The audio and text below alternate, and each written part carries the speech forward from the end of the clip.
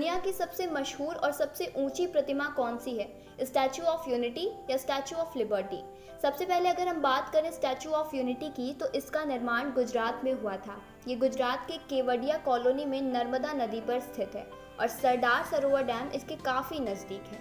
552 राज्यों को जोड़ने का काम करने वाले the great Indian leader Sardar Vallabh भाई पटेल, जिनकी याद में इस प्रतिमा का निर्माण करवाया गया। ये प्रतिमा एकता का प्रतीक माना जाता है, इसीलिए इसे स्टैचू ऑफ यूनिटी का नाम दिया गया। स्कल्प्टर राम वी सुतार ने स्टैचू ऑफ यूनिटी को डिज़ाइन किया था। वहीं दूसरी तरफ स्टैचू ऑफ लिबर्टी ना सिर्फ अमेरिका बल्कि दुनिया का सबसे मशहूर स्टैचू है। इसका ज़्यादातर हिस्सा फ्रांस से मंगाया गया था, लेकिन उसके नीचे का पार्ट पहले से ही अमेरिका में बना हुआ था और इस समय न्यूयॉर्क सिटी के लिबर्टी आइलैंड पर स्टैचू ऑफ लिबर्टी स्थित है। स्टैचू ऑफ लिबर्टी को स्कल्प्टर फ्रेडरिक आगस्टी बर्थोल्डी ने डिज़ाइन किया था। स्टैचू ऑफ लिबर्टी का निर्माण फ्रांस में हुआ था। ये स्टैचू फ्रांस की तरफ से अमेरिकन्स के लिए गिफ्ट था। स्टैचू ऑफ लिबर्टी अमेरिका के राजतंत्र और स्वतंत्रता को दर्शाता है। स्टैचू ऑफ लिबर्टी के निर्माण की शुरुआत फ्रांस में साल 1875 में हुई और 1886 में जाकर इसका निर्माण पूरा हुआ। इसी साल यानी 1886 में इसे अमेरिका को तोहफे के रूप में दे दिया गया।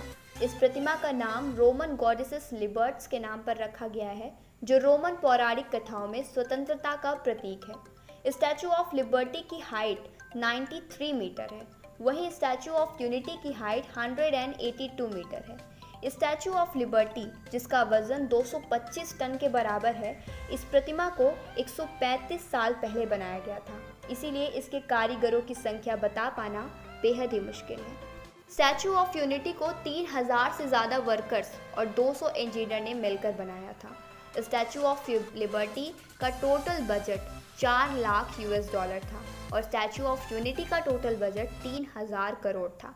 अब आइए जानते हैं कि इन स्टैचूज़ को बनाया कैसे गया और कौन कौन से मेटल्स का यूज़ किया गया।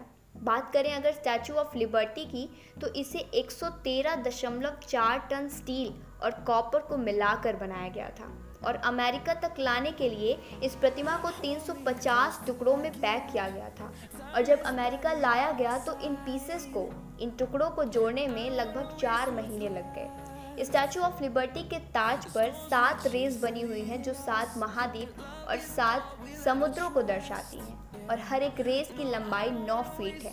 भारत की स्टैचू ऑफ यूनिटी को बनाने में आयरन का बहुत ज़्यादा यूज़ किया गया था। यही नहीं बल्कि 6500 टन नॉर्मल स्टील, 18500 मोटे स्टील और 2 करोड़ 25 लाख किलोग्राम सीमेंट का यूज़ किया गया था। विजिटर्स की बात करें तो स्टैचू ऑफ यूनिटी में अराउंड 2.8 मिलियन लोग आते हैं per year. Statue of liberty को 7 वंडर्स में भी इन्वॉल्व किया गया था, जिसे यूनेस्को ने वर्ल्ड हेरिटेज साइट में शामिल किया था। स्टैचू ऑफ लिबर्टी को देखने पर ईयर अराउंड 2.24 मिलियन लोग आते हैं। अब स्टैचू ऑफ लिबर्टी और स्टैचू ऑफ यूनिटी के सभी कंडीशंस को देखने के बाद कंक्लूजन ये निकलता है कि विश्व की सबसे ऊंची प्रतिमा स्टैचू ऑफ यूनिटी है। अब सवाल ये उठता है कि स्टैचू ऑफ यूनिटी विश्व की सबसे बड़ी प्रतिमा होने के बाद क्या इसे अंतरिक्ष से देखा जा सकता है या नहीं? कमेंट करके बताइए।